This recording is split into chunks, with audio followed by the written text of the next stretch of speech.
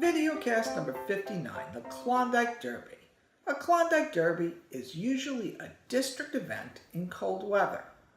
The general theme is to train scouts to work together in less than ideal conditions to complete tasks. As such, in my district, the Klondike Derby is held in January or February, and all the activities are in the elements. My troop has participated in the Klondike Derby when there was a foot of snow on the ground and when it was warm and the scouts were running around in t-shirts. Weather, as you know, can be very unpredictable. The Derby itself has a few moving parts. The first is the set of events. In our council, we use the same events each year. These tried and true chestnuts range from fire building to memory games to lashing activities.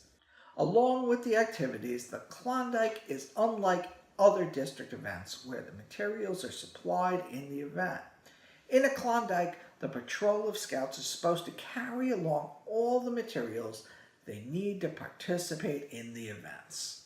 This includes all the hats and gloves and coats needed to work in the outdoors. If they're not wearing it, it gets brought along on the sled. This is also another reason why the events do not change yearly, as many troops, mine included, have a cache of items we put aside just to be used for the Klondike, and troop activities to train for the Klondike. As touched on, one of the biggest moving parts is the Klondike sled. The sled is something the troop or patrol fashions to participate in the event.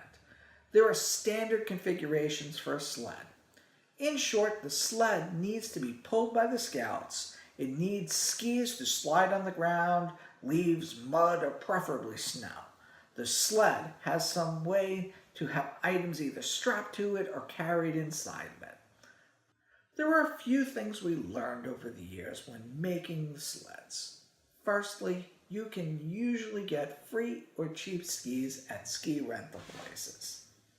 They don't need to be the best quality, anything structurally sound, and that they were tossing out works.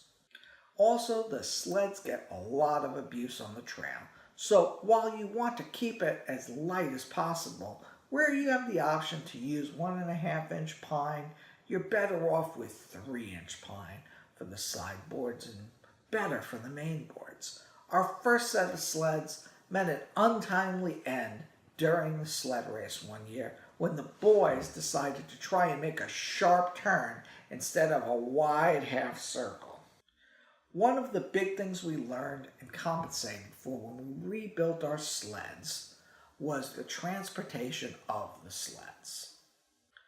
A sled, as you see in this example, is pretty high, and while it's not very wide, it is bulky.